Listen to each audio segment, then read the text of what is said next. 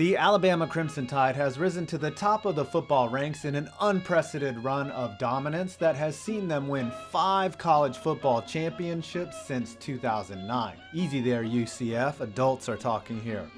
But the one thing the Tide has not produced in that time period, and really almost ever, is NFL quarterbacks. The NFL is a league that swears you need an elite QB to be successful, but how is Alabama at a lower level winning championship after championship with mediocre talent under center? Well, we're about to find out. Things first, before some Bama fan challenges me on the skill of their QBs, let's list out who Alabama has let put their mittens on their center's buttocks since 2009. Greg McElroy, AJ McCarron, Blake Sims, Jake Coker, Blake Barnett, Jalen Hurts, and Tua Tagovailoa, who has played in 1 game. So let's look at where these QBs stand with the NFL. McElroy only played 2 seasons in the NFL, the last year in 2013 with the Bengals. McCarron, who has a hot wife, has been with the Bengals since 2014 and has not been good enough to even hear whispers of him taking over for Andy Dalton. Also, he got traded to the Browns, which thank God for him got voided when the Browns didn't file their paperwork on time.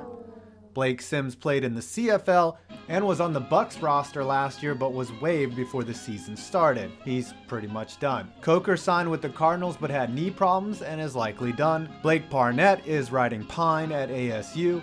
And Jalen Hurts is quite frankly not NFL talent at the QB position, but I definitely see him moving on to play that slick villain who is trying to take away the girl from the protagonist in an upcoming Tyler Perry movie, which is written, produced, and directed by Tyler Perry. So you look at the lack of success at the next level with these QBs, and it's puzzling to think that objectively these guys were not elite at all, yet the team was wildly successful. Is it scheme? Is Nick Saban just that much of a genius he can consistently turn water into wine year after year? Or with a little research, can we find where his genius really lies?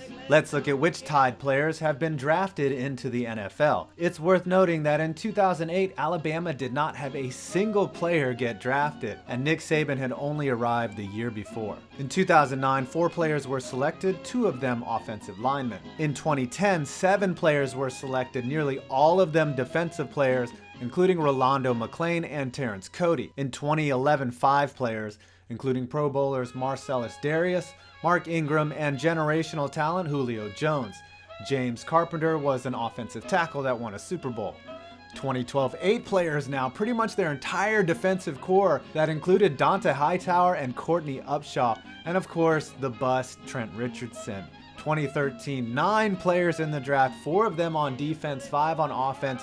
Notables include Eddie Lacy and Jesse Williams, and DJ Fluker. In 2014, 8 players, 5 of them defensive, including HaHa Clit and Dix and CJ Mosley. 2015, 7 players, including Amari Cooper, stud, and Landon Collins, mega stud, and TJ Yeldon. 2016, 7 players, including Derrick Henry. And 2017, an absurd 10 players got drafted from that team, 7 of them on the defense, and of course, not too many notables as they established their NFL careers. So in summary, since 2009, you have had a total of 65 players drafted from Alabama, 35 of them defensive, 30 of them offensive. Of the 35 defensive players, 14 played in the secondary, 9 were linebackers, 12 were linemen.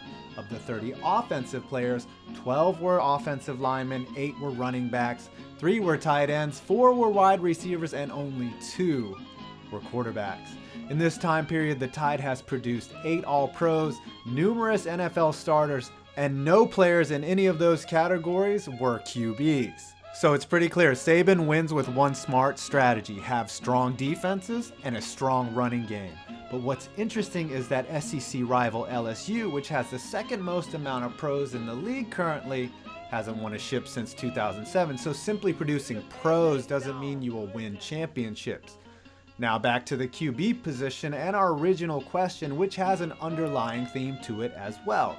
Do you even need an elite QB to win at college at all? Besides Deshaun Watson, Cam Newton, Jameis Winston, who are the elite QBs to recently win a ship? Do not say Vince Young or Matt Leinart, I will slap you. Conversely, the teams that have sent the most QBs to the NFL, such as UW, Miami, Stanford, and Michigan, haven't contended for the trophy like the Tide have. So when it comes down to it, Saban isn't a dummy. And I doubt he gives a rat's ass if he is producing elite NFL QB talent. Tagovailoa could someday be a decent NFL player, but who knows, he's played in one game. It's also statistically difficult to produce successful NFL QBs, since mathematically there are only 5 to 7 slots as to what we think is elite. So Saban has figured out that by building a solid team that is strong offensively and defensively, you can win at the NCAA level without a quarterback and win a lot. Of course, having a kicker doesn't seem to be necessary either. Does not have the leg. And Chris Davis takes it in the back of the end zone. He'll run it out to the 10, 15, 20.